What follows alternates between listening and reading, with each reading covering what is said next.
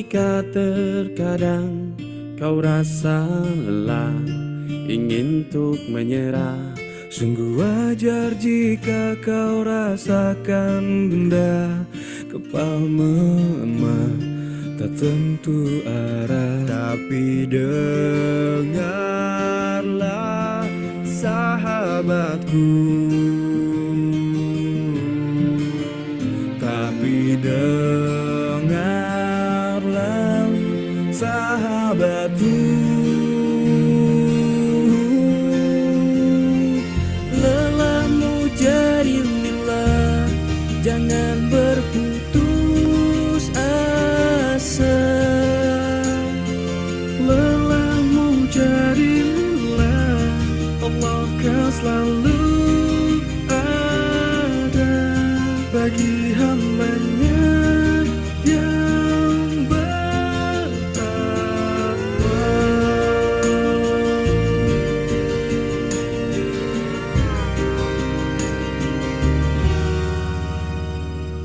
Sungguh wajar jika terkadang kau rasa lelah, ingin untuk menyerah.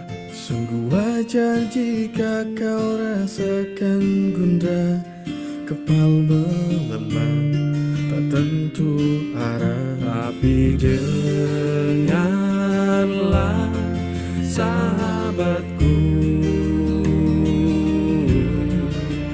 tapi dengarlah sahabatku. Lelahmu jadilah, jangan berputus asa. Lelahmu jadilah, Allah akan selalu ada bagi hambanya yang bertakwa.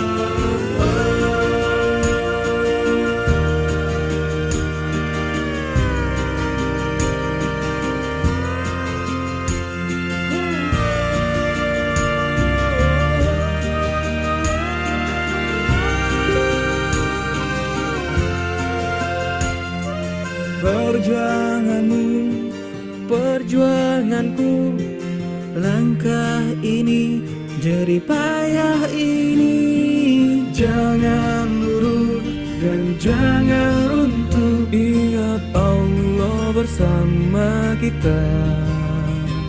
Ingat Allah selalu ada.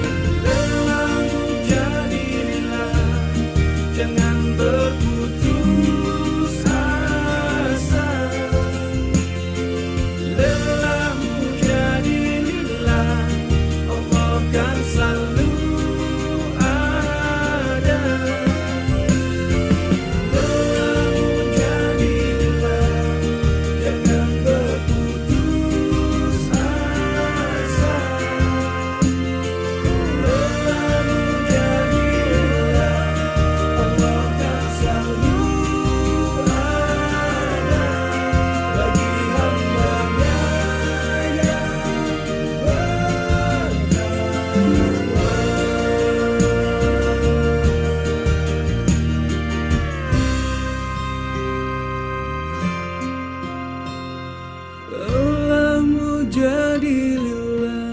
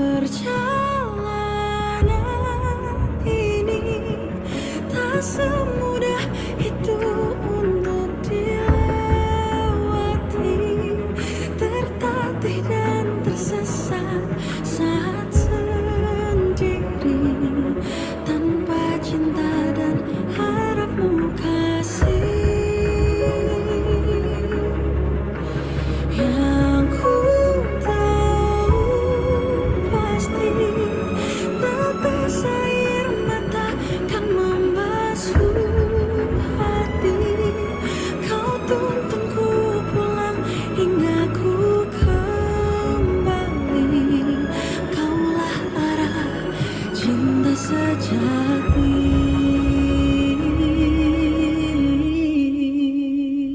Ajarku mengerti semua yang terjadi, agar jiwaku mampu berdiri lagi.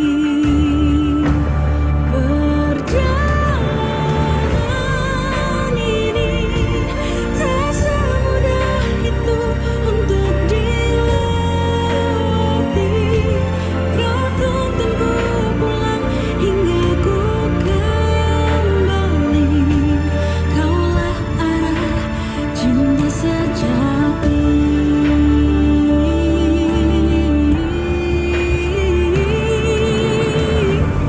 Tak mungkin ku menyerah kini, karena kau penuntun abadi. Saat ku hilang arah, berharap pada yang salah, padamu aku bersandar.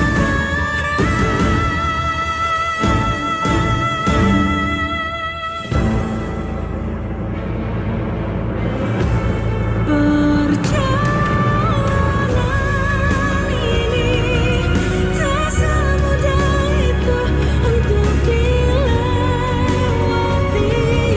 Tertatih dan tersesat saat sendiri, tanpa cinta berharap kasih.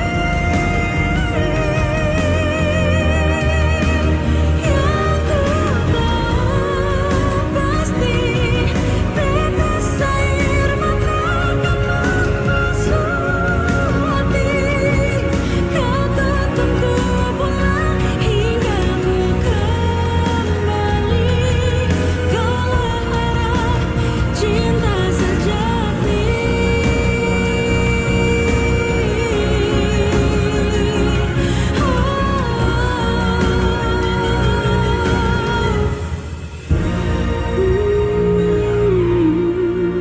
Kaulah arah cinta sejati.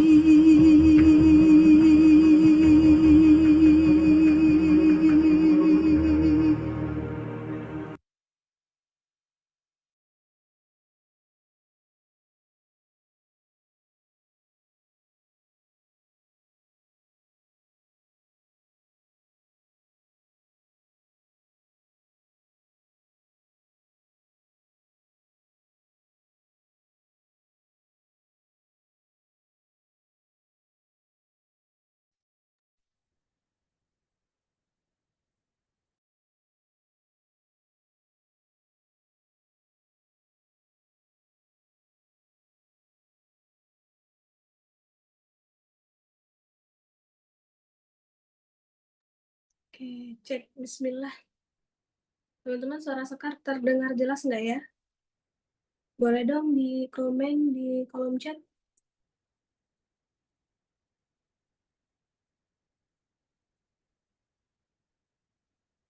Jelas Mbak, Alhamdulillah. Oke, teman-teman, udah jam 20 lewat gitu ya, Sekar izin buka dulu.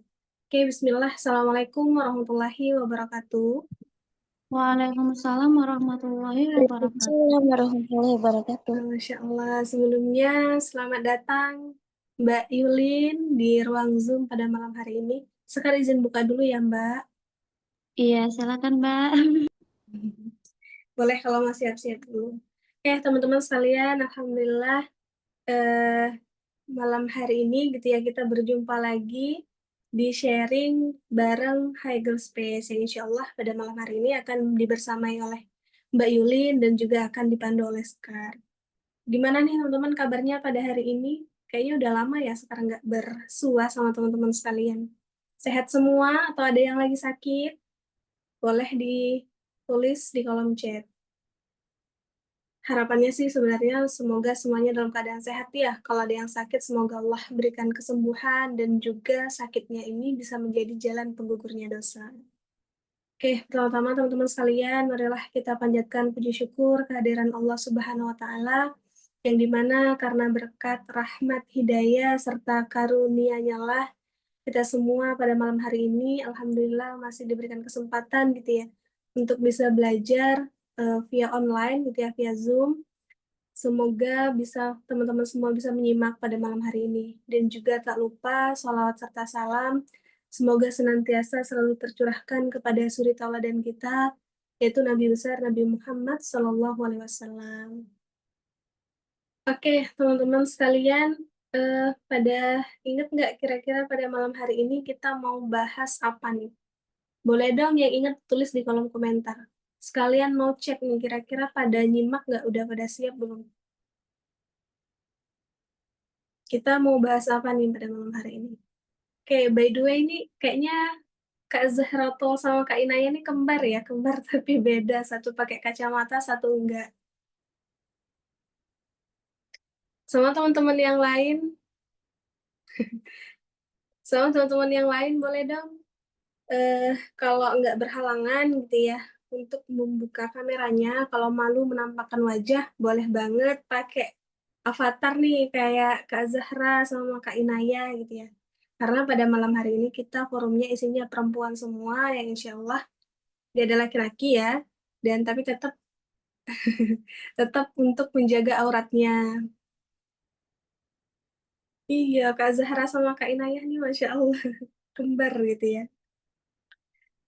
Oke, mungkin untuk mempersingkat sewaktu gitu ya. Langsung saja, sekarang mau sapa lagi ke Mbak Yulin. Assalamualaikum Mbak Yulin. Waalaikumsalam Mbak Sekar. Jelas nggak suaranya Mbak? Alhamdulillah kalau di Sekar jelas. Kalau di teman-teman jelas nggak? Jelas ya insya Allah ya. Jelas. Mbak Yulin, sebelumnya salam kenal. Baru pertama kali ya kita bertemu. Sekar Iya. asalnya dari Palembang. Nggak Palembang sih, tinggalnya di Banyuasin. Ya, kalau Iya, segitu dari Tanjung Sakti Mbak. Pertanyaan sakti, Masya Allah. Oke. Terima kasih sebelumnya kami ucapkan Mbak Yulin udah mau bersedia nih mengisi waktunya malam hari ini untuk membersamai kita semua. Gitu ya. Mungkin untuk mempersingkat waktu ya Mbak, Sekar habis ini langsung Sekar serahkan sama Mbak Yulin untuk memperkenalkan diri dan mungkin untuk lanjut menyampaikan materinya. Nanti insya Allah Sekar bantu share screen dari sini. Tafadhali Mbak. Ya, syukran jazakumullah khairan katsiran. Sebentar ya. Langsung saya Mbak ya. Oke. Assalamualaikum warahmatullahi wabarakatuh.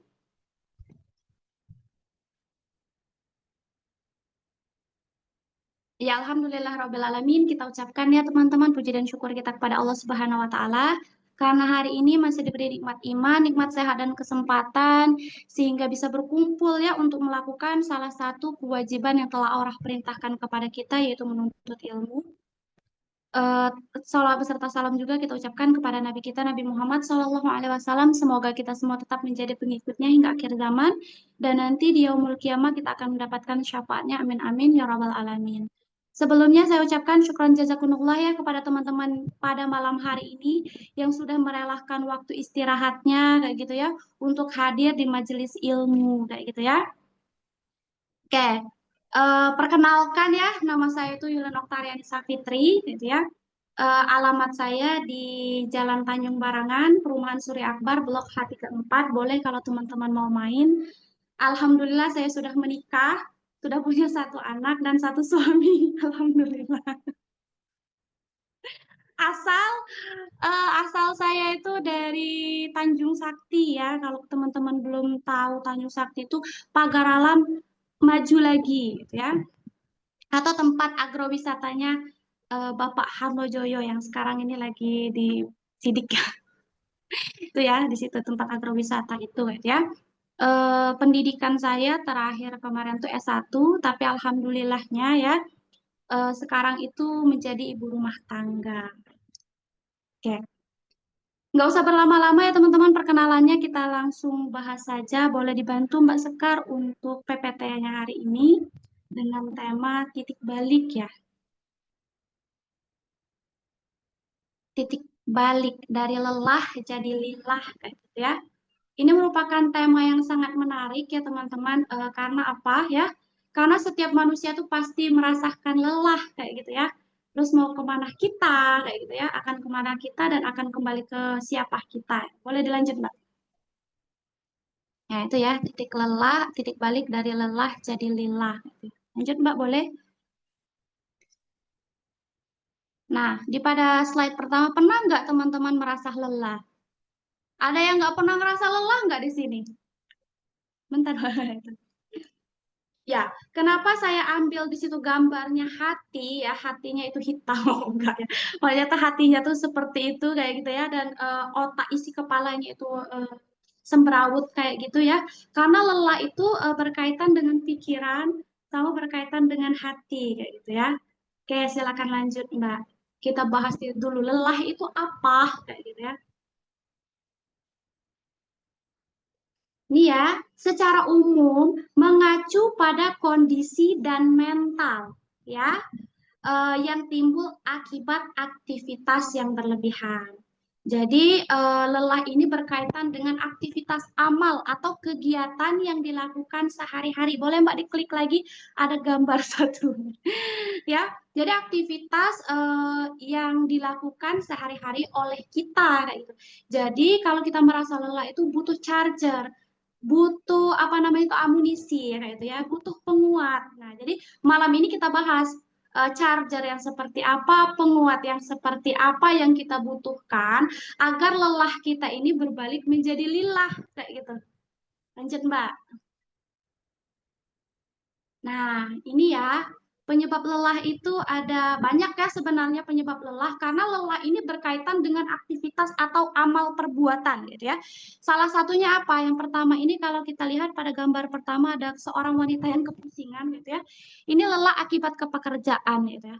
Kenapa saya bahas di sini terkait pekerjaan ya? Karena ini forum wanita ya teman-teman.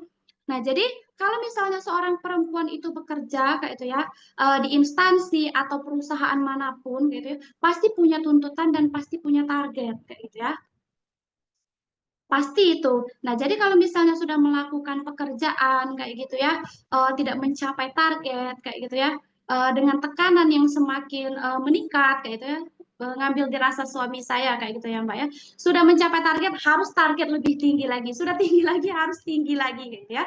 Nah, kalau kita sebagai perempuan kayak itu ya bekerja di perusahaan ataupun di instansi manapun dengan target seperti itu, sampai di rumah yang sudah menikah harus mengurus rumah tangga lagi kayak gitu. Jadi double lelahnya. Nah, itu ya kalau untuk bekerja bagi perempuan. Nah, kemudian yang kedua bagi teman-teman yang belum menikah kayak gitu ya, itu ada aktivitas belajar. Kenapa di sini dikatakan aktivitas belajar kayak gitu ya? Karena ngambil dirasa kita ya, dulu pernah misalnya teman-teman sudah SD, SMP, SMA, nah sudah memasuki jenjang kuliah. Teman-teman pengen ngambilnya ini, tapi orang tuanya pengen ngambilnya ini. Jadi bertentangan kayak itu. Demi berbirul walidain kepada orang tua kita tadi, kita ngambil jurusan. Sama seperti saya. Gelarnya SPD kayak gitu ya. Tapi untuk menuju SPD itu butuh pengorbanan yang sangat kuat ya. Karena kenapa? Saya tuh dulu tuh nggak berani teman-teman berbicara di depan orang itu nggak berani. Malu kayak gitu ya. Terus mau jadi guru kayak gitu ya. Jadi tekanannya tuh setiap hari yang harus presentasi gitu kan. Kan kemarin tuh kan ngambilnya tuh pengennya tuh kimia murni karena pengen maksudnya tuh di lab. Kalau di lab itu nggak terlalu banyak itu ya, maksudnya tuh nggak terlalu banyak berinteraksi dengan orang, paling dengan barang kayak gitu. Tapi tuntutan orang tua tadi, oh, kamu tuh jadi guru aja. Jadi itu harus apa namanya itu berupaya sekali kayak gitu ya, melawan zona nyaman kita tadi, yaitu keluar dari zona nyaman kita tadi. Nah, kemarin tuh juga saya tuh pernah apa namanya tuh pernah baca ya, pernah baca atau pernah nonton, pernah baca itu ada anak di sekolah swasta baru kelas berapa, pokoknya masih usia sekolah SD. Dia tuh mendapatkan nilai yang nyaris sempurna, 95 atau 98 gitu. Kemudian Bapak guru ini ngomong selamat, ngomong misalnya si Fulan kamu mendapatkan nilai sekian, tapi dia mengambil kertas ujiannya tadi dengan wajah yang murung kayak gitu. Kenapa kayak gitu ya? Boleh nggak Pak katanya kalau misalnya nilai saya ini diseratusin aja, jangan di bawah 100. Kenapa? Kata Bapak gurunya tadi ngomong kayak gitu kan. Karena kalau misalnya nilai saya nggak 100, saya tuh nggak boleh main kayak gitu. Jadi kan luar biasa, dari kecil aja kita tuh udah dipacu seperti itu, kayak gitu ya.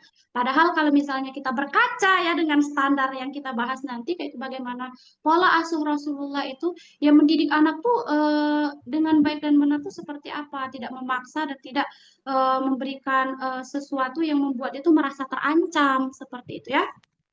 Tuh ya, jadi dari kecil-kecil itu, apalagi dengan sistem sekarang ya teman-teman, sekolah itu jam 7, pulang setengah 3, nanti les lagi, nanti jadi jedahnya tuh nggak ada kayak gitu ya. Nah kemudian ini ya, yang ketiga ini nih, kenapa saya gambar pilih buku nikah ya? Ini bagi teman-teman yang belum menikah, pasti kalau misalnya sudah tamat kuliah, kapan menikah? Saya alhamdulillah juga usianya nggak muda-muda banget ya teman-teman, menikahnya di atas 25 kayak gitu ya. Jadi memang ditanya kapan nikah kayak gitu ya. Udah ada calon belum? Seandainya kita yang sudah mau berhijrah ini, makanya usia udah cukup umurnya, nggak pacaran, gimana mau dapat jodoh tondo kayak gitu tondo ya kan? Gimana itu mau dapat jodohnya? Sampai saya juga merasakan ini ya Mbak-mbak ya, ya adik-adik ya sekalian ya. Tuna, lihat Tuna pacaran sama dosen, punya mobil, punya ini. Kamu usia udah udah besar kayak gitu ya. Kau belum menikah gitu kan. Jadi memang ini suatu pembahasan yang sensitif ya. Kalau bagi orang yang overthinking bisa kepikiran terus kayak gitu ya. Nah, kemudian itu kenapa saya buat penyebab lelah ini adalah materi gitu. Kalau sudah menikah, sudah bekerja, belum punya anak, kok belum punya anak, kok belum punya mobil, kok belum punya ini, kok belum punya itu, gitu ya. Jadi itulah penyebab lelah dari ini dan masih banyak contoh yang lain ya. Itu kalau misalnya standar yang dibuat itu adalah standar dari manusia kayak gitu ya. Standarnya itu hanya pandangan manusia saja. Jadi lelah kita ya. Karena memuaskan orang lain itu ya nggak akan bisa. Yang pertama, kodok kita beda, ikhtiar kita beda, kayak gitu ya. Boleh lanjut, Mbak?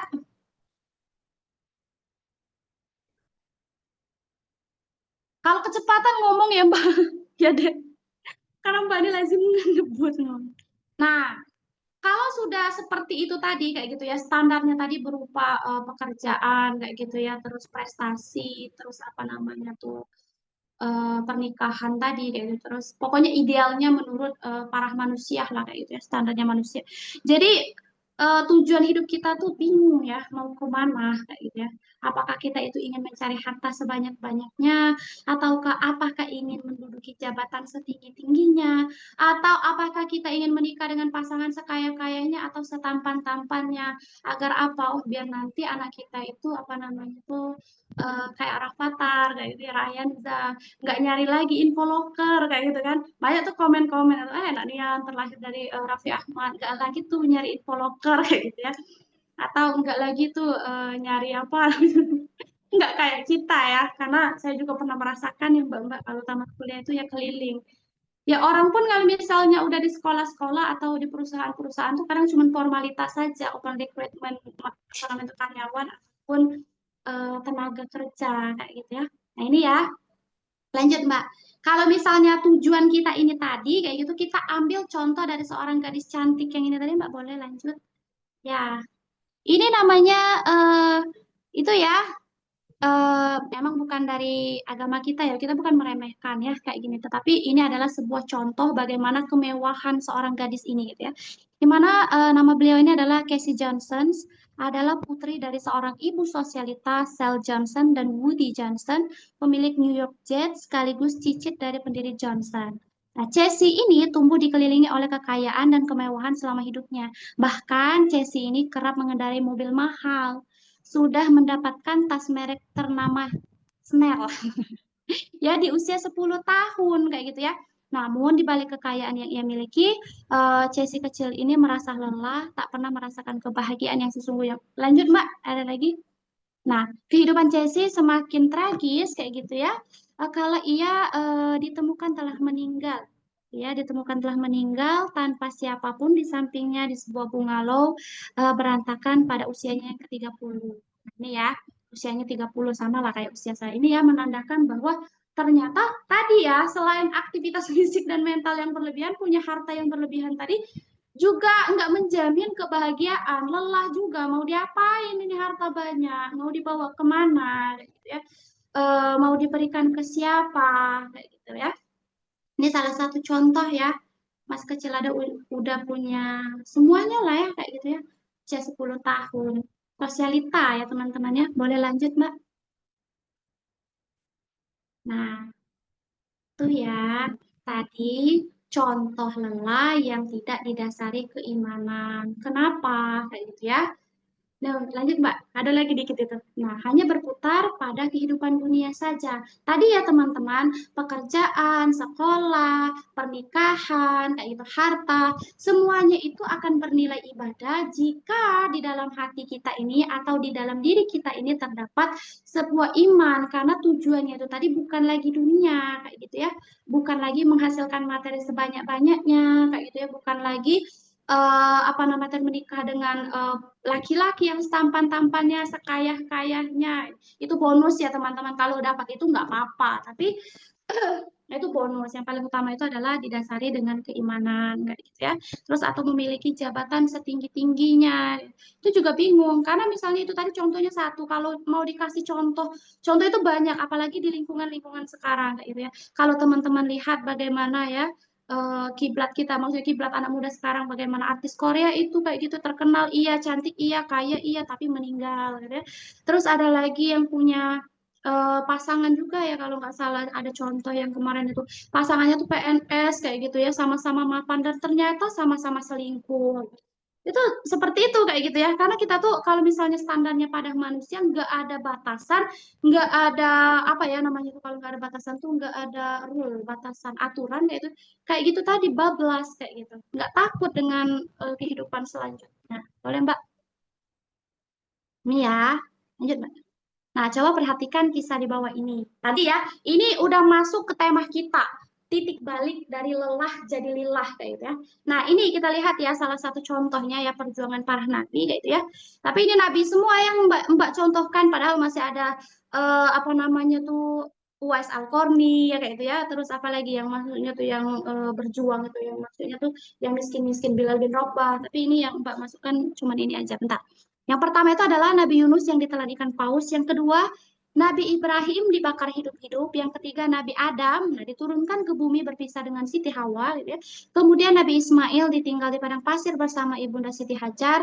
Yang kelima, Nabi Muhammad berdakwah selama 23 tahun dengan ujian yang luar biasa. Yang keenam ini adalah yang sedang tampak di muka kita sekarang, yang terjadi setiap harinya itu adalah saudara kita di Palestina.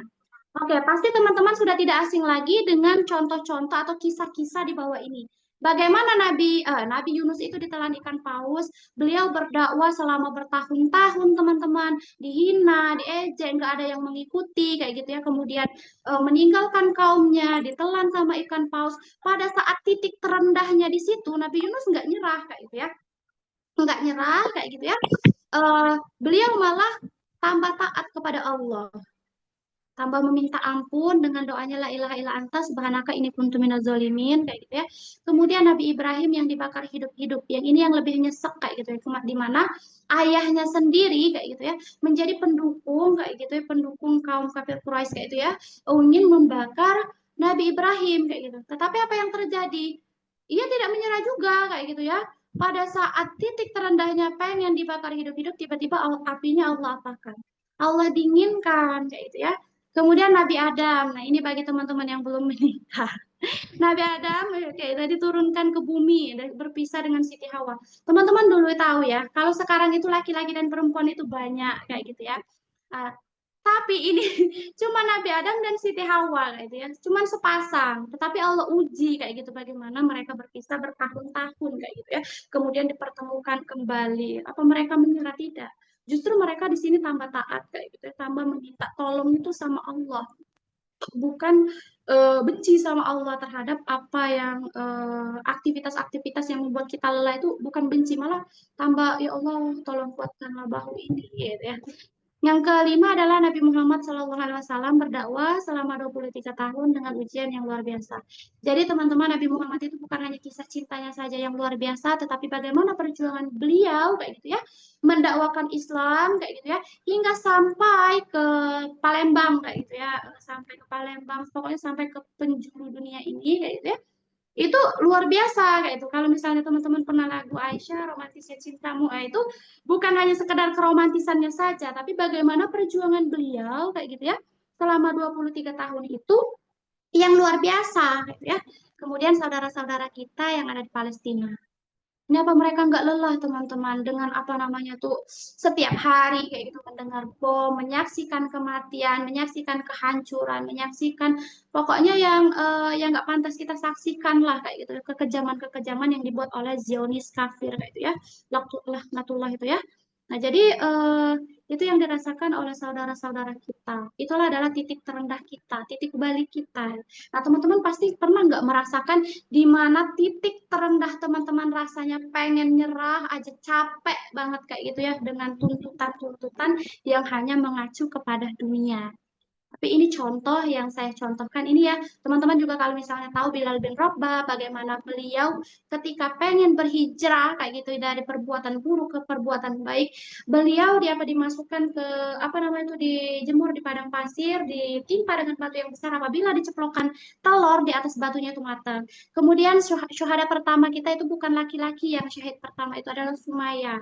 Itu adalah keluarga Yasir kayak gitu ya di mana Sumaya itu setelah ia pengen berhijrah kayak gitu ya, pengen masuk Islam kayak gitu ya, disitulah titik terendah dia, tetapi titik terendahnya tuh pengen diancam dibunuh kayak itu, tetapi apa yang terjadi pada Sumaya, beliau tetap bersyahadat kayak gitu ya, ya masuklah kayak gitu ya tombak itu dari kemaluan sampai ke ujung tenggorokan ini sampai ke mulut kayak gitu ya. Jadi teman-teman pasti pernah merasakan itu. Saya pun pernah merasakan ada titik yang sangat berat, yang sampai tidak diceritakan sama orang tua, tidak diceritakan kepada siapapun, tetapi saya menceritakan kepada seorang yang ahli bagaimana menghadapi persoalan atau permasalahan yang terjadi pada saya, kayak gitu ya. Jadi memang luar biasa, gitu ya. Nah teman-teman, oke Mbak lanjut. Ini ya contohnya ya. Boleh Mbak dilanjut.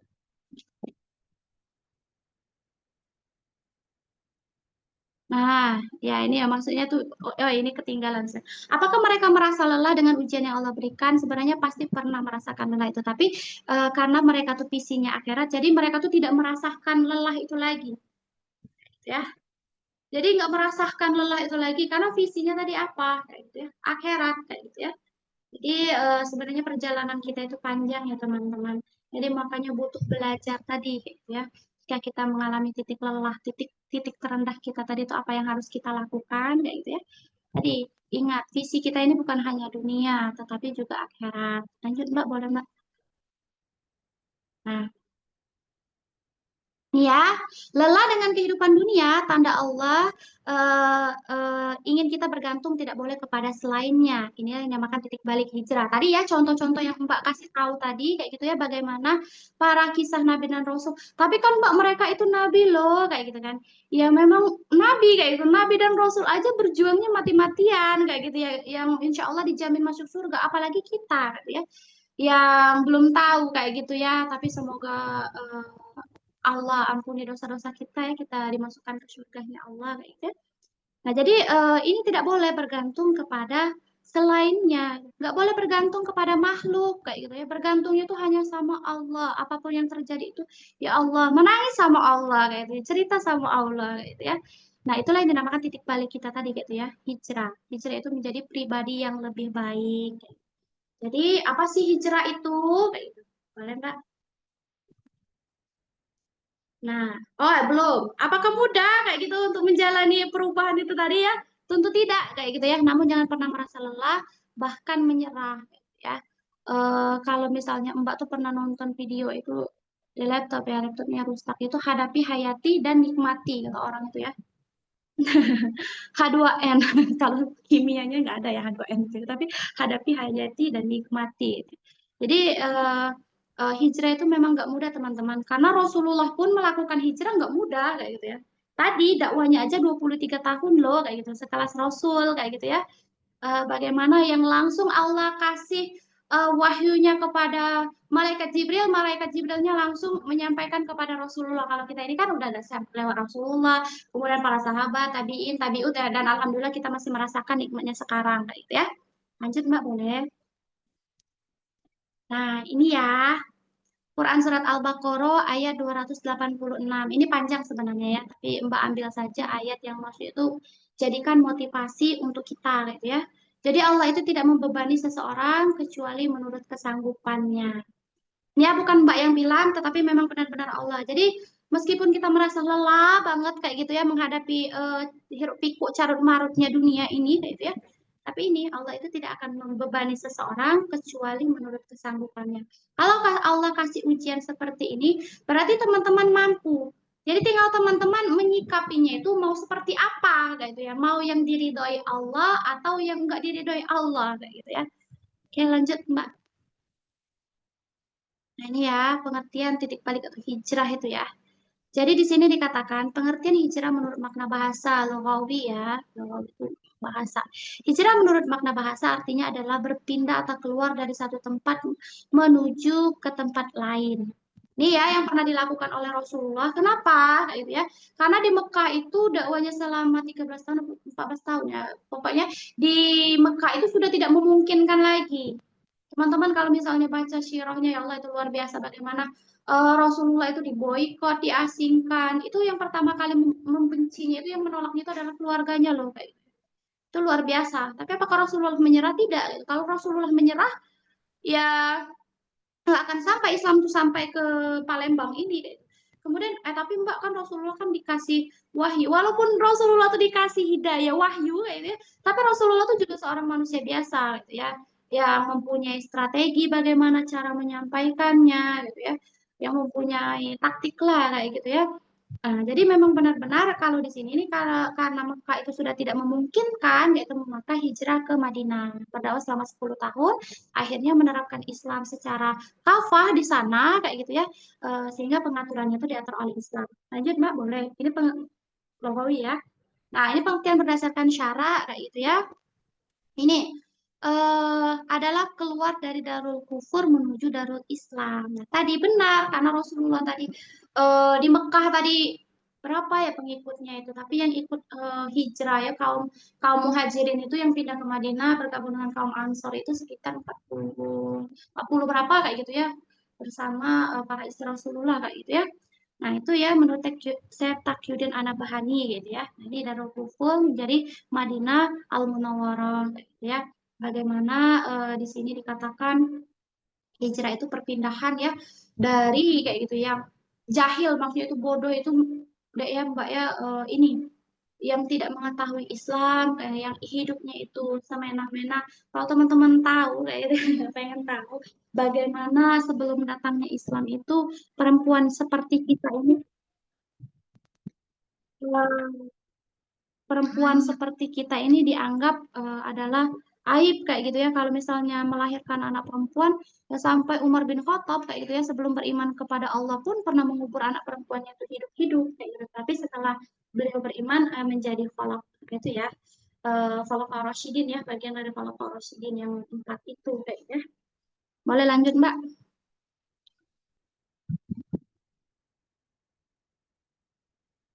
Eh, oke kalau bahasa gaulnya gitu ya. Hijrah itu adalah move on, nah, bermakna pindah, bergerak, meninggalkan sesuatu yang buruk, berubah menjadi sesuatu yang baik. Kayak itu ya, move on ya teman-teman. Jadi tadi, jadi pada intinya hijrah itu berpindah kayak gitu ya, dari sebuah perbuatan yang membuat kita lelah karena dunia tadi, kemudian lelahnya itu berubah menjadi lillah kayak gitu ya. Lanjut Mbak. Sama. Ini contohnya ya, dulu bejat, sekarang tobat. Dulu pacaran, sekarang putus. Kalau misalnya mau cari pasangan itu ya dengan cara yang Allah ridho, kayak gitu. Gimana? Misalnya kalau teman-teman sudah siap menikah, baik secara fisik dan mental, kayak gitu ya. Yang mencari MC-nya. Dulu rela membuka aurat demi pekerjaan, sekarang tidak. Karena kan ini ya Mbak ya, yang adik-adik ya. Tadi kalau misalnya kita bekerja tadi gitu ya, atau misalnya sesuatu yang baik menurut manusia itu belum tentu baik menurut Allah. Itu dalam Al-Baqarah 216. Apa yang kamu sukai belum tentu Allah suka, kayak apa yang kamu tidak benci belum tentu Allah benci itu. Jadi memang benar-benar apa namanya itu standar kita tadi ubah ya teman-teman. Kalau kita mau hijrah itu standar kita tadi bukan pandangan manusia, tetapi standar kita tadi adalah pandangan Allah. Ya, seperti itu. Lanjut Mbak, boleh. Kenapa harus hijrah teman-teman? Kayak gitu ya. Jadi ini tadi ya, tadi kalau misalnya berpindah kan, maksudnya itu dari Darul Kufur menjadi Darul Islam.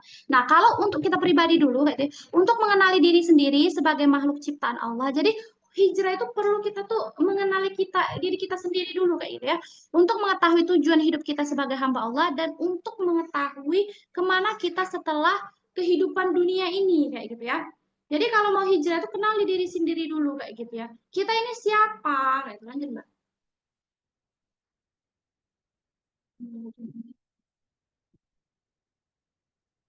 Jadi kita tuh untuk mengenal diri sendiri dulu ya.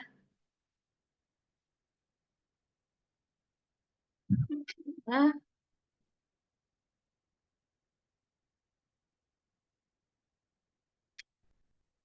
nah, boleh Mbak dilanjut ini kenapa? Nah, oke.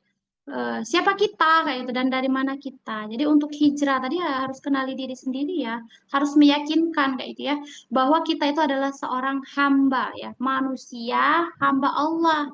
Sifat manusia itu teman-teman lemah. Kenapa lemah kayak gitu ya? Butuh Allah kayak gitu ya. Kita tidak bisa mengendalikan segala sesuatu yang ada di bumi ini. Jangankan mengendalikan segala sesuatu yang ada di muka bumi ini. Saya aja nggak tahu apa yang ada di dalam di dalam tas Mbak itu ya, maksudnya itu ya Mbak Sekar kayak itu ya, Mbak Sekar nyimpan apa di dalam tas kayak gitu ya, saya nggak tahu. Atau Mbak Sekar nggak tahu apa nama itu yang di dalam kantong saya itu, makanya kita tuh butuh Allah kayak gitu ya. Kita nggak tahu ke depannya itu seperti apa, jadi lemah banget gitu itu ya. Kemudian terbatas, jadi manusia itu terbatas kayak itu ya, dilahirkan dan dimatikan. Jadi kalau kita masih berstandar pada kehidupan dunia, ya kita ubah dulu kayak gitu ya. Kalau kita belum taat kepada Allah, ya kita harus taat dulu kayak gitu ya. Karena manusia ini terbatas, dilahirkan dan dimatikan. Nah, ini ya, ada yang lahir langsung meninggal, ada yang lahir kemudian usia berapa tahun meninggal, ada yang lahir sampai usia 60 tahun baru meninggal. Itu kita nggak tahu kayak itu. Dan yang ketiga adalah serba kurang, saling bergantung dengan manusia yang lain, dengan alam semesta dan kehidupan. Jadi sadar dulu kayak gitu ya. Kalau harus taat itu, kenapa kita harus taat itu? Ya kita ini adalah hamba, kayak gitu. Hambanya Allah kayak gitu ya. Coba kalau misalnya Allah nggak kasih kita oksigen gitu ya, apakah kita bisa hidup kayak gitu ya? Atau misalnya Allah nggak kasih kita air kayak gitu ya. Allah nggak kasih kita tumbuhan. Itu serba kurang saling bergantung kayak gitu ya. Manusia, alam semesta dan kehidupan. Lanjut, Mbak. Nah, makhluk ciptaan Allah yang sempurna dibandingkan dengan makhluk Allah yang lain. Kenapa? Karena Allah itu beri manusia itu adalah potensi. Yang pertama akal ya. Ini hijrah itu ya butuh akal yang sehat. Kenapa kayak gitu ya? Untuk membedakan mana yang baik dan mana yang buruk. Tapi ingat baik dan buruknya tadi standarnya itu Allah kayak gitu, bukan lagi standar manusia. Yang pengen punya suami yang kaya raya itu, yang tampan dan kaya itu adalah bonus kayak gitu ya. Nggak ada kok mbak-mbak adik-adik ya kalau maksud itu sekelas Nabi Muhammad aja ujiannya luar biasa gitu ya, apalagi kita sebagai seorang hamba ini gitu ya. Jadi jangan lelah kita tadi ubah kayak gitu ya, lelah kita terjadi lillah. Jadi akal ini penting untuk hijrah. Kenapa? Untuk membedakan baik dan buruk.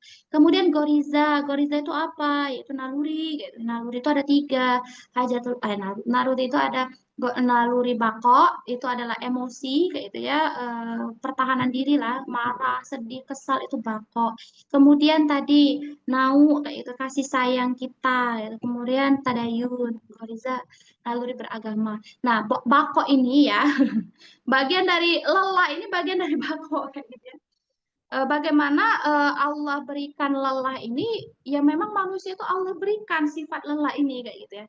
Biar bisa beristirahat. Kenapa Allah lengkapi dengan adanya siang dan malam gitu ya, untuk istirahat. Kemudian yang ketiga hajatul udwiyah, ini kebutuhan jasmani, makan, minum, tidur gitu ya. Jadi memang benar-benar eh, manusia itu Allah ciptakan dengan sempurna kayak gitu, tetapi ingat, lemah, terbatas dan serba kurang. Walaupun kita itu sempurna. Ya, seperti itu. Lanjut, Mbak. Ini, ini ya. Jadi jangan insecure teman-teman kayak gitu ya.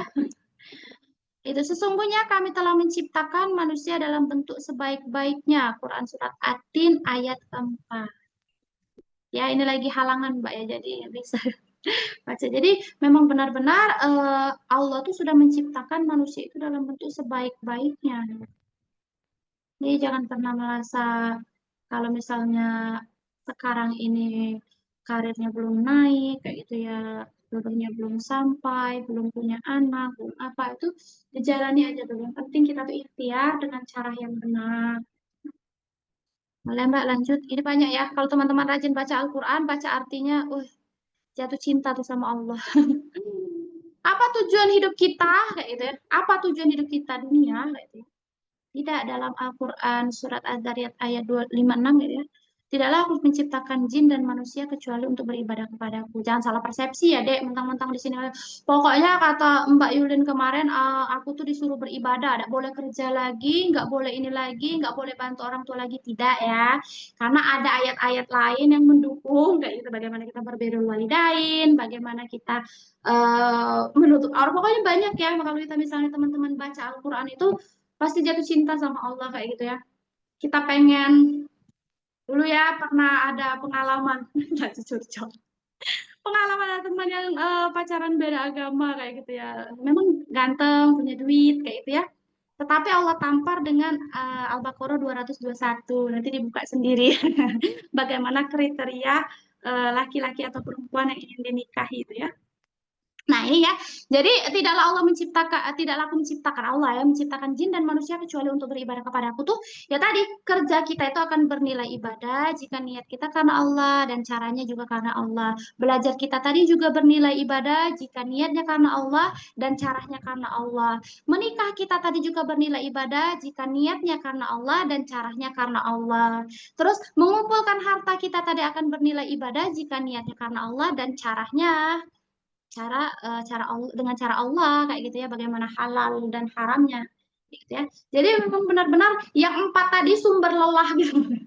Penyebab lelah tadi bisa bernilai ibadah kalau tadi ya niat dan caranya karena Allah ya, niatnya ikhlas, caranya karena Allah ya. Ya kalau misalnya niat dan caranya nggak karena Allah, yang halal pun bisa jadi haram kayak gitu ya, seperti itu. Jadi ibadah di sini teman-teman, kalau misalnya teman-teman pengen belajar kayak gitu ya, niatnya karena Allah, caranya karena Allah. Misal kalau lagi sekolah ujian nggak nyontek tuh, itu bernilai ibadah. Kalau misalnya ibu-ibu rumah tangga kayak Mbak gitu yang nggak bekerja, kalau kata orang tuh kan nggak kerja, toh. Tapi kalau di rumah itu setiap hari baru anak tidur kita bekerja, anak bangun kita ngajari gitu ya. Sampai ya katanya tuh nggak kerja, tapi kalau misalnya secara secara Islam itu adalah pekerjaan yang paling mulia ya. Cuci itu teman-teman mencuci, kalau misalnya teman-teman ya Allah aku mencuci ini dengan ikhlas ya, itu akan bernilai ibadah. Jadi Islam ini gampang teman-teman, nggak ribet kayak gitu ya, mudah gitu ya. Kalau misalnya kalau niat kita ikhlas, caranya juga karena Allah, itu akan Allah jadikan nilai ibadah. Tapi kan ada juga ya standarnya tadi, wajib, sunnah, mubah, makruh dan haram. Ingat itu atau apa namanya itu batasan kita ya. Itu ya tujuan hidup kita. Lanjut Pak boleh. Nah, nah itu selain istirahat untuk mengatasi masalah lelah dan capek, Islam mengajarkan kepada individu untuk sholat, sabar, gitu ya, berdoa kepada Allah. Jadi sholat itu yang wajib ya, karena amalan yang pertama dihisab itu adalah amalan sholat. Jadi yang belum sholat 5 waktu, sholat 5 waktu dulu. Kalau yang sudah sholat 5 waktu, tambahkan sholat sunnah, kayak gitu ya. Nah sabar, sabar ini apa Mbak? Kalau dibully diem aja ya. Kalau kita nggak punya apa-apa, diam aja. Nggak seperti itu. Sabar itu artinya bertahan pada kebenaran, ya. Kalau kita benar, ya sabar, kayak gitu ya. Tetapi sampaikan juga. Yang ketiga adalah berdoa kepada Allah. Jadi segala sesuatu yang membuat kita terhimpit, yang membuat kita serasa sesak, yang membuat kita marah, yang membuat kita kesal itu kembalikan lagi kepada Allah. Ya, memang doa itu teman-teman nggak langsung Allah ijabah, ya.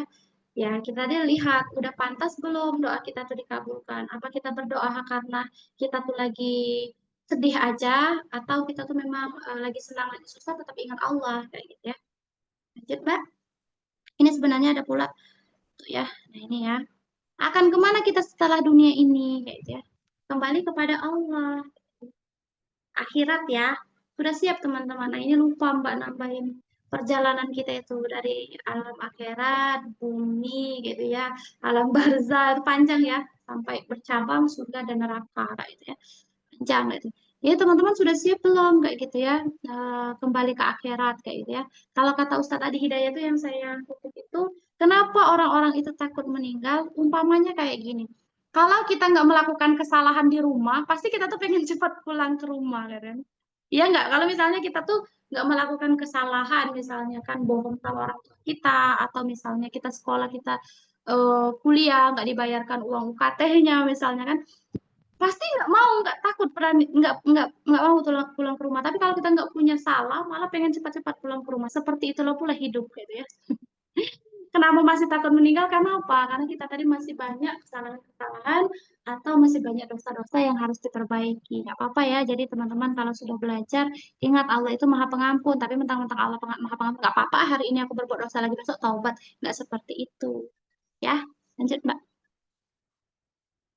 Nah ini ya, siapa saja yang harus hijrah. Semuanya harus hijrah. Maksudnya orang yang belum belajar. Ya makanya kita belajar sama-sama ya. Mbak dulu berapa kali mendengar apa namanya kajian tentang hijrah ini. Ya, yang pertama adalah orang yang melakukan pekerjaan haram atau mengandung keharaman seperti transaksi riba, suap menyuap. Ini contoh banyak ya. Nah, ini banyak contoh dalam kehidupan nyata itu kayak gitu ya. Apa namanya tuh bekerja di koperasi itu ya mengandung keharaman. Kenapa? Itu mengandung riba kayak gitu ya di bank kayak gitu ya. Terus suap menyuap. Nah, ini sering dilakukan oleh petinggi-petinggi negara kita gitu. Jadi wajib meninggalkan pekerjaannya. Yang kedua adalah orang yang melakukan pekerjaan yang membuatkan meninggalkan kewajiban, seperti buruh yang dilarang sholat Jumat, karyawati yang dilarang pakai kerudung dan jilbab kayak gitu ya. Ini wajib mengerjakannya. Tetapi teman-teman lanjut, Mbak. Iya. Ini mencekik sekali ya. Kemudian milenial yang berpacaran, ini mendekati zina, berkhulwat, ikhtilat. Ya, jadi wajib segera meninggalkannya. Yang keempat adalah milenial yang terpengaruh oleh tradisi non-Islam seperti merayakan tahun baru, apa namanya itu Valentine gitu ya, hari Natal kayak gitu. Jadi wajib meninggalkan ini. Kemudian milenial muslim yang minim pemahaman terhadap Islam. Jadi wajib belajar Islam. Tetapi teman-teman, ini bisa terwujud kayak gitu ya. Kalau sistem sekarang ini memang difasilitasi kayak gitu. Bagaimana pekerjaan tadi? Coba teman-teman pernah nggak ke mall sekarang? Yang jaga jadi keamanan itu perempuan. Saya terkejut loh Mbak kayak gitu kan. Kok ibu-ibu kayak gitu kan yang seharusnya ini dikerjakan oleh seorang laki-laki kayak gitu kan. Kok ibu-ibu. Maksudnya itu kalau misalnya maaf ngomong kalau misalnya terjadi sesuatu di situ ya disenggol aja mau itu itu akan kalah kayak gitu ya perempuan dari segi tenaga kayak gitu ya. Tapi itu teman-teman kayak gitu. Nah, kemudian tadi buruh pabrik kayak gitu ya. Pernah ada cerita kalau misalnya pabrik itu berhenti untuk seorang pegawai yang muslim, kayak misalnya setengah satu tuh harus istirahat menunggu sampai jam 2 untuk melakukan isoma.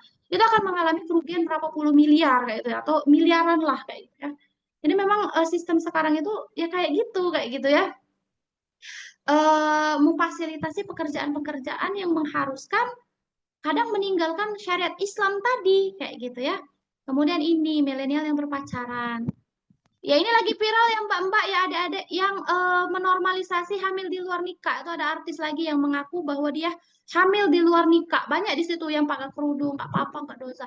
Iya memang dia seperti itu, tetapi jangan pula membenarkan perbuatannya kayak gitu ya. Bukan kita nggak punya empati, bukan. Tapi kalau misalnya kayak gitu, nggak apa-apa kayak gitu. Karena juga di Linggau tadi juga saya baca berita ada anak remaja juga ya, nginap di hotel kayak gitu. Ini luar biasa kayak gitu ya. Luar biasa sekali kayak gitu ya. Jauhnya kayak gitu ya.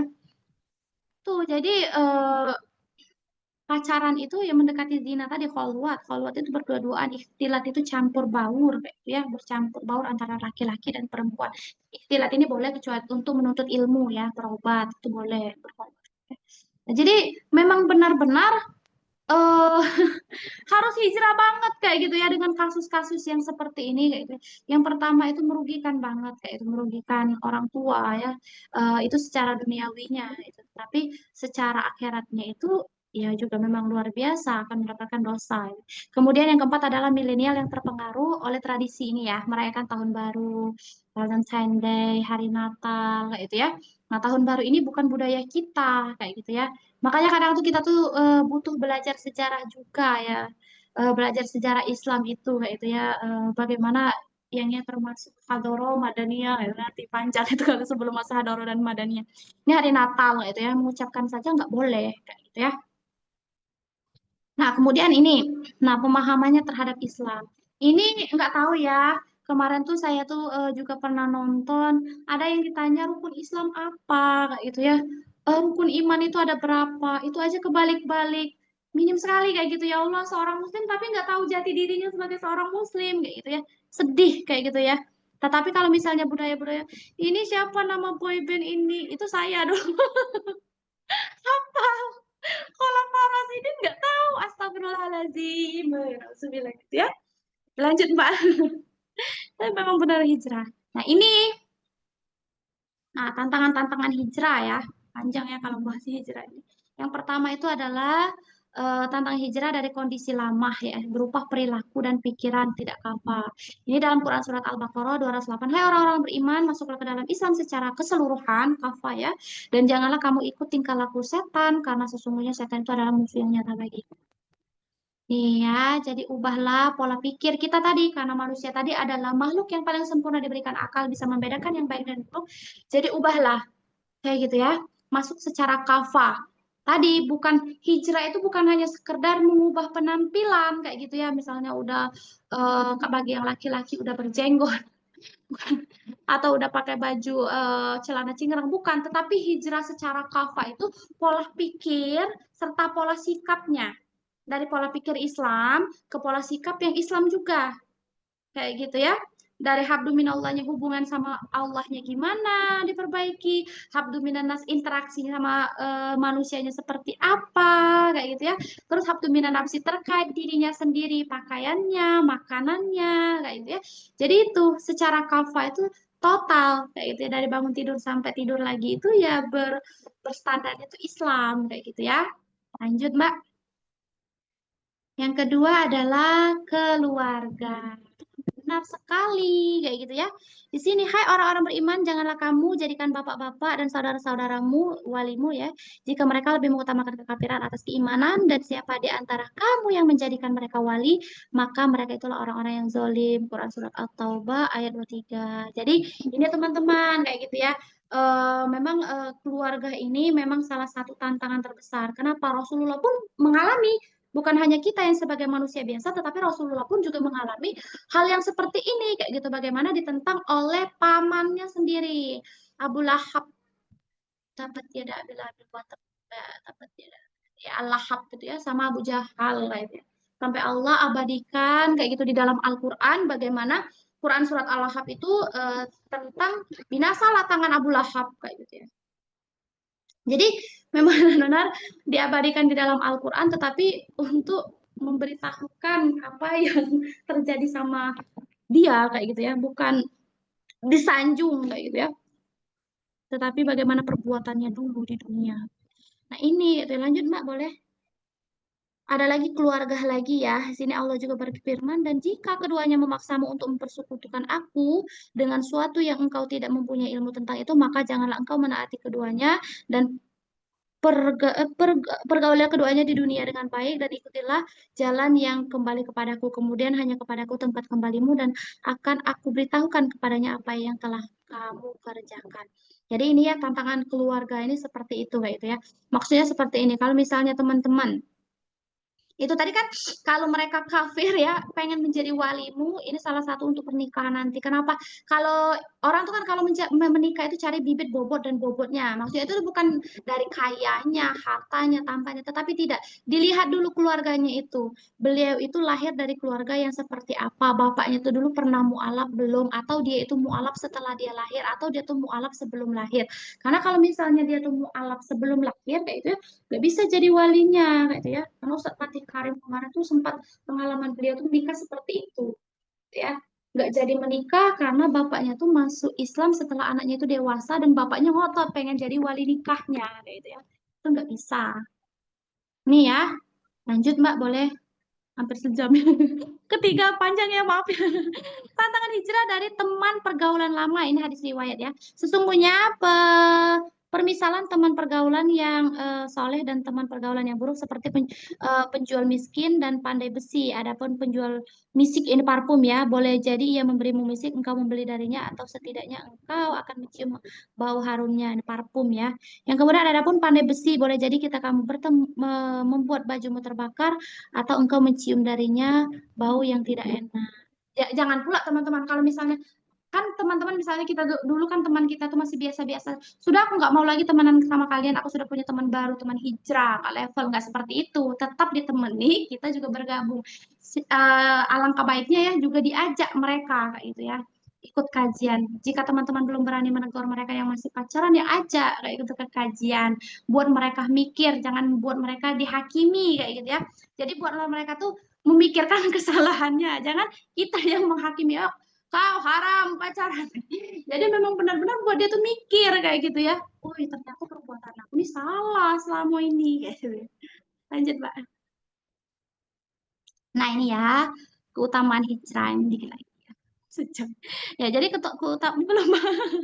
Keutamaan hijrah itu bukti keimanan yang benar gitu tadi ya. Kenapa Rasulullah sudah mencontohkan bagaimana beliau berdakwah selama 13 tahun kemudian pindah ke Madinah kayak gitu ya untuk menerapkan Islam tadi, karena Mekah itu sudah bebal ya, kalau kata orang Palembang tuh apa ya, ngeyel apa kakar apa, udah tahu lah kalau bahasa Palembang ya, dan tidak mau lagi kayak gitu ya diacak kayak gitu ya, bengal apa ya, itu bengal.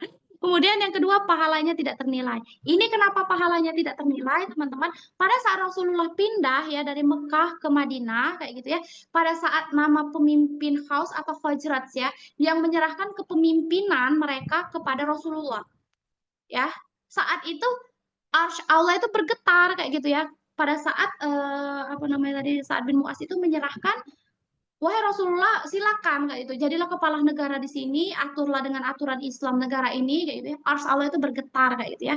Saking luar biasanya. Kemudian mendapat pengganti yang lebih baik. Nah, ini tadi teman-teman, jika teman-teman misalnya pengen mendapatkan sesuatu tadi dengan cara yang tidak baik, tidak halal kayak gitu ya. Kalau kita pengen pindah misalnya, kalau teman-teman bekerja di tempat yang riba kayak gitu, berhentilah, insya Allah Allah akan ganti dengan yang lebih baik. Kenapa? Karena saya dulu juga seperti itu ya, Mbak. Kita bergaul sama teman yang apa namanya itu tuh, yang mengajak kita dalam kebaikan, insya Allah dimasukkan ke dalam pekerjaan juga yang baik kayak gitu. Saya mengalami itu gitu ya. Kemudian mendapatkan rahmat kasih sayang dari Allah. Jelas ya, rahmat itu bukan nama orang, tapi rahmat itu adalah kasih sayang kayak gitu. Kasih sayang dari Allah, bagaimana Allah kayak gitu ya memberikan kasih sayang kepada hamba-hambanya. Kalau nabi-nabi terdahulu itu kalau minta langsung dikasih ya, tapi kayak misalnya Nabi Musa misalnya minta azabnya dihilangkan, langsung dihilangkan gitu. Tapi kalau Rasulullah ini apa nama itu, nanti kenapa nggak dipintanya semua kayak itu, karena pada saat nanti memberi syafaat ya kayak gitu, pemberian syafaat nanti di akhirat. Yang ketujuh adalah mendapatkan surga atau jannah. Kenapa? Tadi bagaimana keluarga Yasir tadi, Sumayyah itu kan Rasulullah sebelum memiliki kekuasaan, belum memiliki negara, cuman ngomong bersabarlah wahai keluarga Yasir. Jawab sama Sumayyah, iya ya, ya Rasulullah, kan surga sudah terlihat di depan mataku kayak itu ya. Jadi kayak gitu, kita nggak tahu bagaimana surga itu kayak gitu. Tapi Sumayyah sudah melihatnya sebelum meninggal kayak gitu ya. Oke, oke, itu aja. Syukran. Ada statementnya di belakang. Oke, nanti Mbak yang itu closing statement. Oke, terima kasih. Syukran saya kembalikan kepada Mbak Sekar. Oke, Masya Allah. Agak ngebut ya materinya panjang. Iya, karena padat ya Mbak, Masya Allah. Iya, ini sebenarnya masih banyak lagi loh, itu kan dalil-dalil, cuman enggak, karena nggak bisa sekali. Iya, takut nggak cukup ya Mbak. Wah, Oke, Masya Allah. Oke, terima kasih Mbak atas paparan materinya yang Masya Allah ya dari sudah Mbak sampaikan tadi makna hijrah secara bahasa, kemudian makna hijrah secara syar'i dan bahasa gaul itu apa, kemudian penyebabnya apa aja gitu ya. Nah, kira-kira teman-teman dari teman-teman yang sudah disampaikan oleh Mbak Yulin tadi, ada nggak sih yang mau bertanya atau sesuatu hal yang menjanggal gitu ya terkait dengan titik balik ini? Atau dalam proses hijrahnya teman-teman saat ini ada yang mengalami struggle, butuh solusi, boleh banget teman-teman disampaikan, boleh raise hand, atau kalau malu boleh kirim di chat di chat di kolom komentar atau juga japri ke Sekar nanti Sekar bacakan boleh. Yuk mangga, mumpung masih gratis nih. Iya nggak Mbak? ya Nanti kalau mau kalau cerita juga nggak berbayar. apa-apa. Kalau mau berbagi pengalaman nggak apa-apa. Sharing-sharing. Gimana teman-teman? Ada yang mau ditanyakan? Bingung Kalau Mbak belum mau ada, kemana. kalau belum ada mungkin Sekar dulu kali ya Mbak mengawali. Oh, boleh, Boleh. boleh. Sambil mungkin teman-teman yang lain pada masih mau ngetik, dipersilahkan. Oke, pertanyaan Mm-mm. itu adalah bagaimana caranya kita tuh bisa membedakan Mbak rasa lelah yang karena lelah biasa atau dengan lelah yang karena kita tuh kehilangan arah gitu ya. Secara dalam pandangan Islam itu seperti apa? Lelah yang Boleh. biasa dan lelah yang oh ternyata kita tuh hilang arah gitu. Oke, itu Mbak ya. Lelah biasa dan lelah yang hilang arah. Karena itu beti ya Mbak, ya, beda tipis gitu ya. Jadi pada saat kita melakukan itu Mbak ya, makanya tuh di dalam Islam itu kenapa kita tuh harus belajar kayak gitu ya, biar bisa membedakan standar lelah kita tadi kayak gitu ya, lelah yang disukai atau lelah yang tidak disukai. Tadi kalau niat dan caranya itu bukan karena Allah kayak gitu ya, sehebat apapun kita melakukan suatu pekerjaan itu kayak gitu ya, ya hampa saja kayak gitu ya. Tapi kalau memang benar-benar niatnya tadi memang benar-benar karena Allah kayak gitu ya, caranya tadi karena Allah kayak gitu ya. Jadi segala sesuatu tuh sudahlah ini memang kayak mana ya ngomongnya tuh ya, memang benar-benar yang Allah inginkan tuh seperti ini gitu. Karena tadi manusia itu tidak diuji berdasarkan apa namanya tuh Mbak, di luar kemampuannya. Nah, kalau yang hilang arah tuh dalam sistem sekarang, Mbak ya, dalam sistem sekarang ini nggak bisa dipungkiri bagaimana, ngambil dirasa saya sendiri ya, bagaimana dulu apa namanya tuh orang tua kita itu ya, kebanyakan dari orang tua kita tuh bukan nggak paham Islam, tahu, tetapi tidak secara kafah, kayak gitu.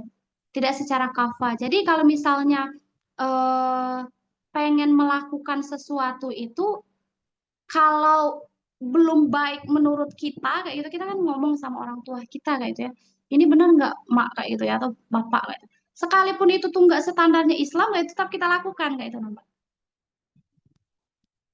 Jadi arahnya tuh gimana ya? Bisa maksud nggak mbak, atau karena seperti itu kayak itu dalam sistem sekarang itu memang arah dan tujuannya itu samar gitu, hak dan batil itu tuh hampir sama kayak gitu, baik menurut kita belum tentu baik menurut Allah gitu, baik menurut Allah belum tentu baik menurut pandangan manusia gitu. Atau hilang arah yang seperti apa Mbak? Cara spesifiknya boleh.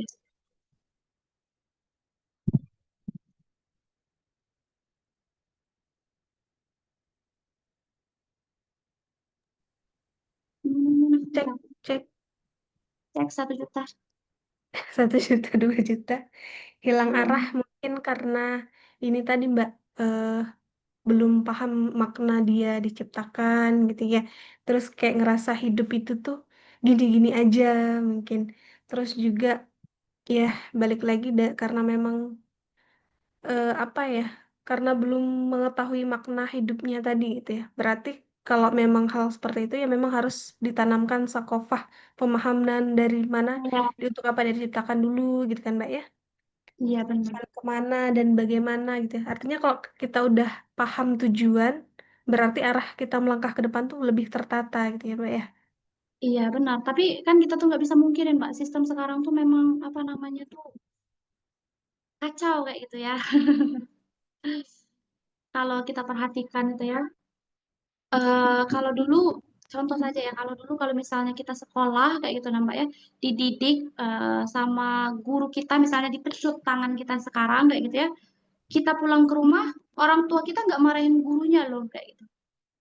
Orang tuanya pasti marahin kita kayak gitu. Ya tadi, karena sistem sekarang ini hak dan batil itu samar kayak gitu. Jadi membuat kita tuh bingung tujuan tuh mau seperti apa. Betul-betul sistem saat ini tuh bukan sistem Islam gitu ya Mbak. Sistemnya yang arahnya ke materi dan lain sebagainya gitu ya. Contoh Mbak, kepribadian saja. Ya, kepribadian itu kalau berdasarkan Islam kan pola pikir dan pola sikap kayak gitu ya. Tetapi kalau secara modernnya sekarang ini ya kepribadian itu tinggi badan, warna kulit kayak gitu ya, warna bola mata kayak gitu ya. Itu udah hilang banget arahnya Mbak kayak gitu. Jadi hilang arahnya tuh eh, dari berbagai arah kayak gitu ya. Iya betul-betul. Standar kecantikan ya Mbak yang dibuat Iya, aneh-aneh gitu ya. standarnya tuh cantik kayak gitu. Itu saja gitu ya. Itu Cantik udah tuh hilang arah. harus, iya, cantik tuh harus Putih putih. kayak gitu. Padahal Putih. Bilal bin Rabah itu hitam, legam, cuman giginya aja yang kelihatan. Tetapi terompanya udah terdengar tuh di surga. Perbaiki pola pikir dan pola sikapnya. Ada Oke, lagi terima kasih. Ini tadi ada yang Japri Sekar, dia mau curhat, tapi lagi nulis bentar katanya Mbak. Kayaknya dia malu untuk bersuara. Oke, teman-teman yang lain gimana? Ada yang mau ditanyakan? Sayang banget nih kalau dilewatin kesempatan pada malam hari ini. Lupa aku salpok sama Inaya. Bayang-bayang. Iya, Mbak Inaya. Kak Inaya sama siapa tadi? Kak Zahra. Oh, Kak Zahra udah nggak kembaran. Kalau bahas tentang titik balik, Mbak, boleh nggak di-spill sedikit kisah dari Mbak Yulin? Nggak apa-apa, nggak secara spesifik. Tapi apa sih yang membuat titik balik Mbak Yulin tuh dari yang dulu kemudian menjadi yang seperti sekarang? Gitu. Ya tadi Mbak ya, kan panjang ini ya. Semalaman kita cerita. Kan dulu tuh awalnya ya, awalnya itu kan SMA. SMA itu eh, pokoknya dari kelas 1. Pokoknya dari SD sampai SMA tuh gak pernah pacaran. Terus dibilang sama makcik nih, ih kau ini ngapa gak pacaran? Katanya, nggak normal ya kan kayak itu kan. Ya aku tuh seneng, tapi senangnya sama siapa coba? Sama artis Korea kayak gitu ya. Jadi memang benar-benar sukanya tuh sama artis Korea kayak gitu yang halu itu kayak gitu ya. Sampai pada saat tamat SMA mencoba pacaran gitu. Kok kayak gini toh? Kayak kalau pacaran tuh nggak bebas, nggak maksudnya tuh kita mau belajar. Ya mau teleponan kita mau belajar gitu kan. Sampai akhirnya mencari tuh pengajian-pengajian yang memang pengen memuaskan hati dan akal kayak gitu ya. Nah, di balik itu tadi saya itu juga bukan orang yang saya tuh beraninya kalau sama orang yang sudah kenal. Kalau misalnya untuk membuka dengan orang yang baru itu say hello 3 kali, kalau 3 kali nggak direspon sudah nggak akan saya tegur lagi gitu. Cuma paling senyum gitu kan. Nah jadi setelah mengkaji Islam kayak gitu ya, kok belum puas-puas sampai akhirnya di titik ya, titik terendah itu nilai anjlok kayak gitu ya, teman-teman sudah pada ngurus skripsi masing-masing kayak gitu ya. Nah, terus ikut kajian tuh di semester 8. Di semester 8 tuh ikut kajian. Karena kemarin tuh sempat nanya di semester 7 atau semester 6 ngomong kayak gini. Kan katanya orang Islam ini cerdas dulunya. Saya tuh tanya kayak gitu. Orang Islam itu katanya baik. Kok statement-statement di media sosial itu kok kayak gitu, gitu kan. Terus ada mbak-mbak yang ngisi saya ngomong, Mbak, Dek, sekarang itu kita tuh lagi gozal pikir atau perang pemikiran, kayak gitu. Jadi kita tuh harus sholat, puasa. Lah aku bilang kalau kalau perang pemikiran kok kita harus sholat? Aku bilang, bukan kita juga harus menyerang pemikiran mereka balik melalui share-share Islam. Aku bilang kayak gitu kan. Terus ngomong kayak gini, nggak bisa deh. Kok nggak bisa? Lah, pokoknya debat lah sama mbaknya itu. Sampai akhirnya saya tuh nggak ngaji lagi kayak gitu ya. Terus pas semester 8 ada adik tingkat, yuk katanya kan, yuk ikut kajian-kajian ada makna tentang la ilaha illallah, itu makna syahadat kemarin itu ya. Nah, jadi disuruh syahadat lagi saya tuh. Jadi pas sampai di situ ditanya, siapa Tuhan? Katanya ngomong kayak gitu kan. Hah? Tuhan. Ya Tuhan tuh Allah, aku bilang kan. Siapa Allah? Gitu ya. Siapa Allah itu? Tuhan, aku bilang. Jadi Tuhan itu mau diapain? Saya bingung kayak gitu ya. Bingung kayak gitu ya. Bingung Allah itu mau diapain. Sudah ternyata Allah itu adalah pencipta dan pengatur. Kita ini sebagai manusia diciptakan, bukan hanya sekedar diciptakan, tetapi juga ada aturan, kayak gitu.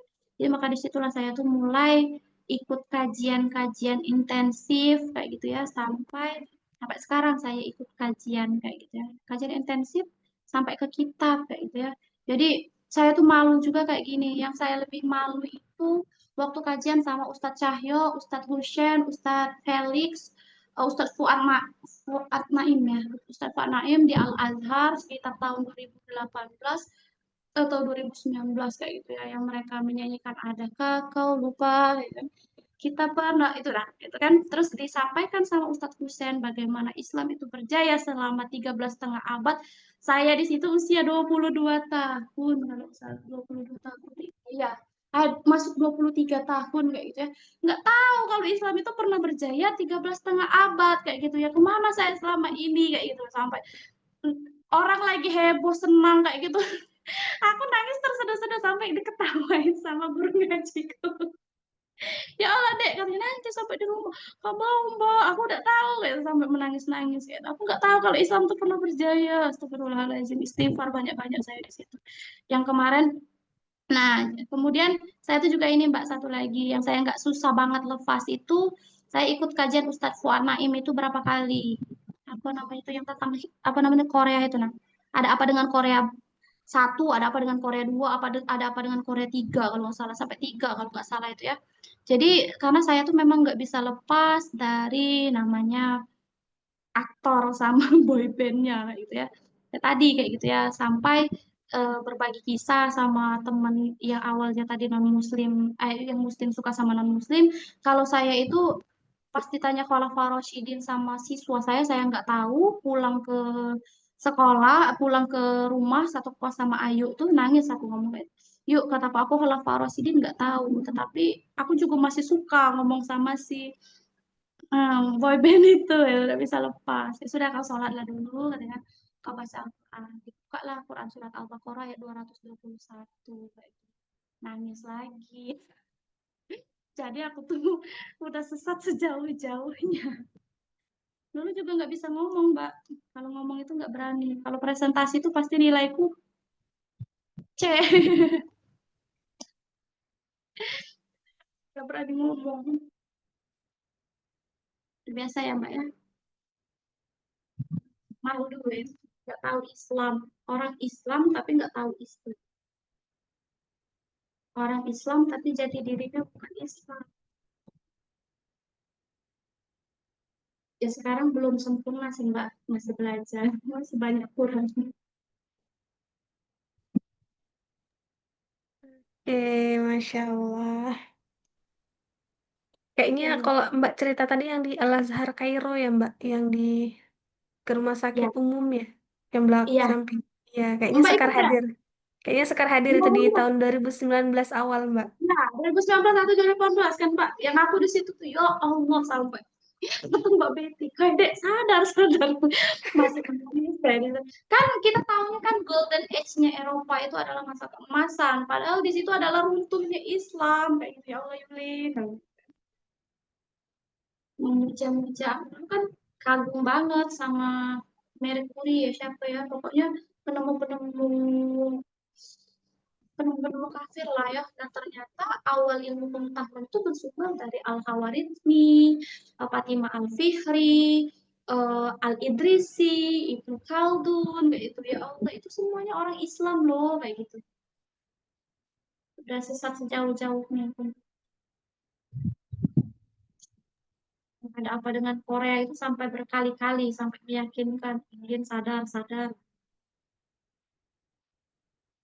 itu salah satu penghafal Unika juga karena standarnya Standarnya, standarnya lelaki Korea. Masya Allah.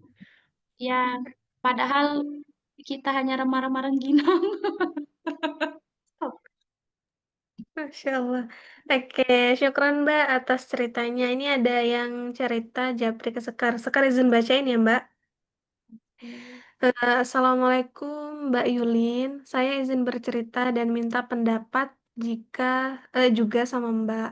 Saya udah mulai lagi dan lagi untuk berhijrah. Saya udah mulai perbaiki lagi satu satu persatu di dalam hidup saya.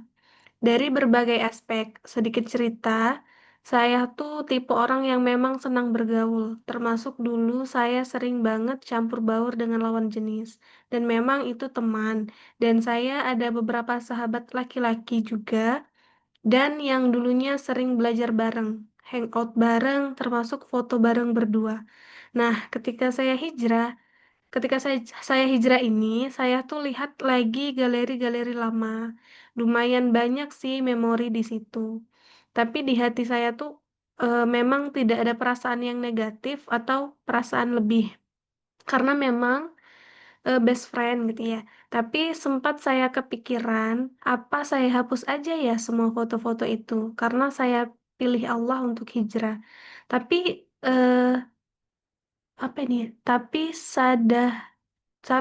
sadar hati kayak sayang dihapus ini momen-momen dulu bareng. Tapi ya intinya pertanyaan saya, gimana ya pandangan Mbak soal cerita saya? Apakah ya sudah saya hapus aja gitu ya kenangan-kenangan tersebut? Mangga Mbak ditanggapin.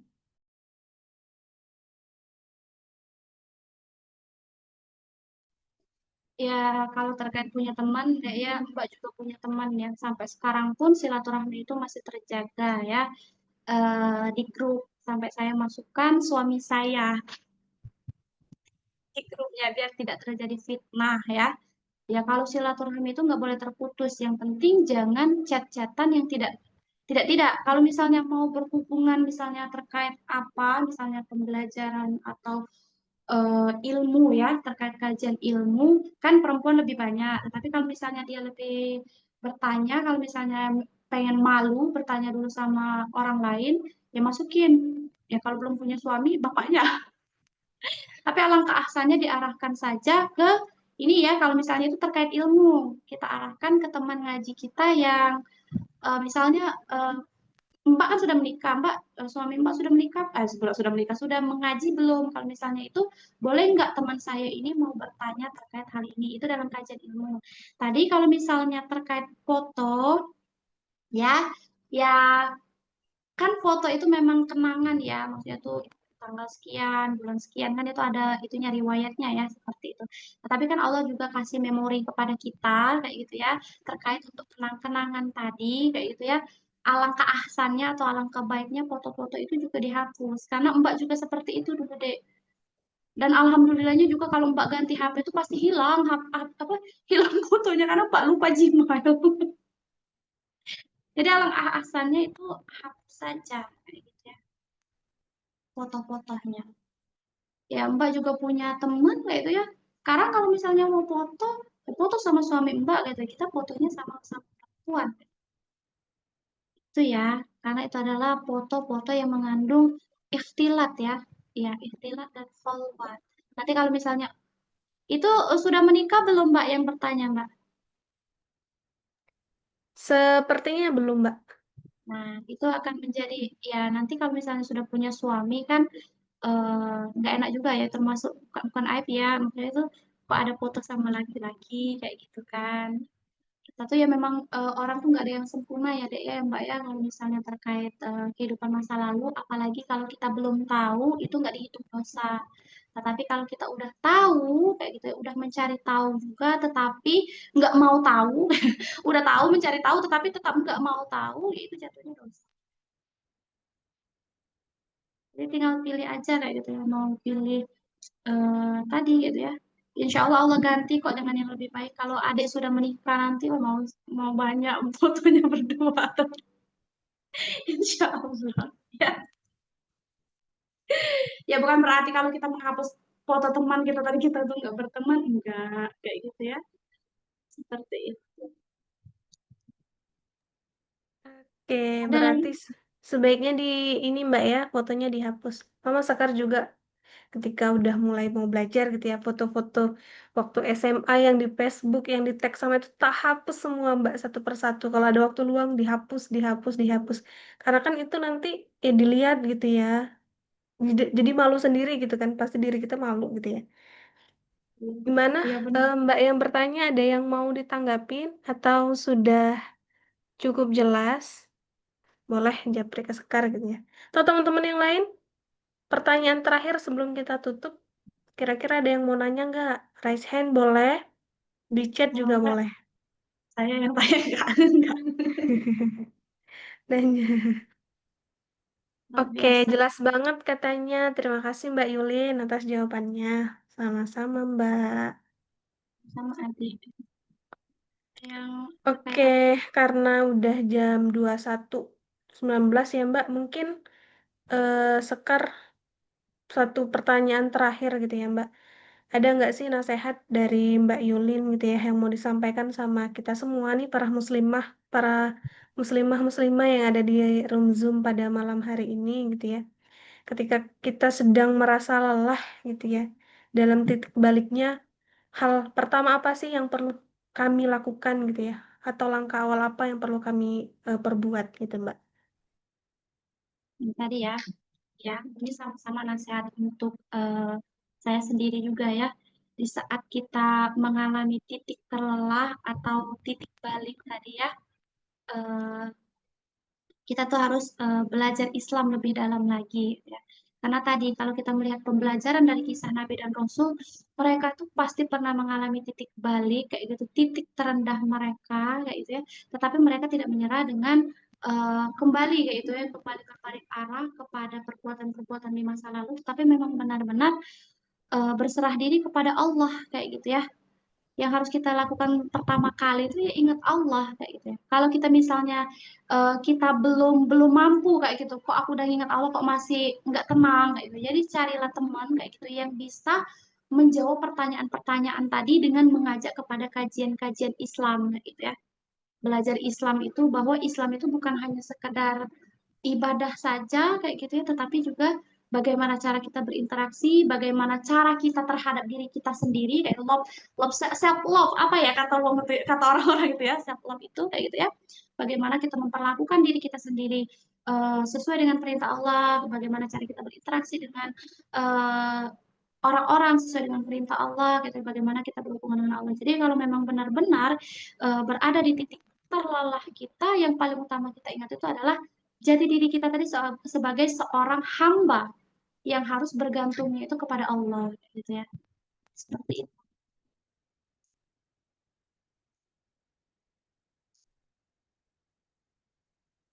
Salah satunya dengan ikut kajian ya, kajian-kajian muslimah. Oke, berarti yang pertama kita lakukan adalah mengingat Allah ya Mbak. Oke, Iya, mungkin kalau teman-teman yang lain nggak ada yang mau bertanya, mungkin kita cukupkan karena waktu juga sudah menunjukkan pukul hampir setengah 10 malam gitu ya. Terima kasih pada teman-teman. Oh ya Mbak, ada closing statement ya Mbak. iya tadi Tadi itu Sekar sama-sama share screen mengingatkan aja. ya. Oh Sekar boleh bantu biar teman-teman. share screen aja ya Mbak. Wait, wait, wait. Tampil nggak Mbak? Nah ya, ini ya. Jadi titik balik seorang hamba itu adalah belajar mengenali diri sendiri dulu kayak gitu sebagai makhluk ciptaan Allah yang sempurna kayak gitu. Tadi ada akal, jadi bisa menjadi pembeda baik dan buruk tadi kayak gitu standarnya. Tadi bukan lagi pada manusia tetapi standarnya pada Allah. Yang kedua adalah ketika kita ingin hijrah meninggalkan kehidupan lama yang jauh dari Allah menuju kehidupan yang lebih taat kepada Allah. Itu ya titik balik seorang hamba. Yang terakhir menyadari bahwa dunia ini adalah tempat berlelah-lelah dalam kebaikan.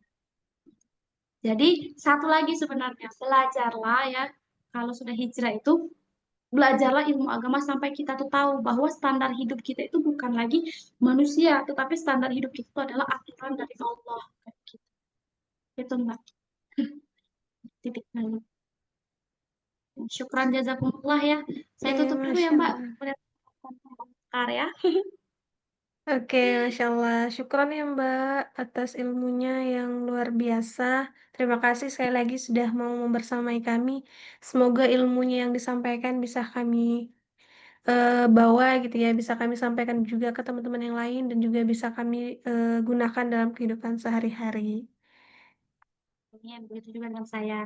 Saya tutup dulu Mbak ya, kemudian saya kembalikan ke Mbak sebentar. Boleh, siap Ya. Mbak, lanjut. Ya, syukran jazakumullah khairan kasiran kepada teman-teman yang sudah hadir. Saya ucapkan terima kasih tadi ya sebanyak-banyaknya. Kemudian saya mohon maaf jika ada penyampaian-penyampaian yang kurang memuaskan kayak itu ya karena saya sendiri tadi sebagai manusia lemah, terbatas dan serba kurang. Jadi kita sama-sama saling melengkapi ya seperti itu ya. Saya Hadi, wassalamualaikum warahmatullahi wabarakatuh. Waalaikumsalam warahmatullahi wabarakatuh. Masya Allah, syukron Mbak atas ilmunya sekali lagi. Semoga di next lain kesempatan kita bisa bertemu lagi, bisa belajar bareng lagi, bareng Mbak Yulin. Dan insya Allah mudah-mudahan ada kesempatan kita bisa tatap muka langsung ya Mbak, karena masih di wilayah Palembang ya. Mudah-mudahan bisa ketemu. Dan teman-teman juga terima kasih banyak yang sudah hadir. Nanti kalau ada catatan-catatan boleh banget di-share gitu ya, biar juga bisa menjadi amal jariah bagi teman-teman semua, bagi pemateri dan bagi semua kita yang hadir di agenda pada malam hari ini.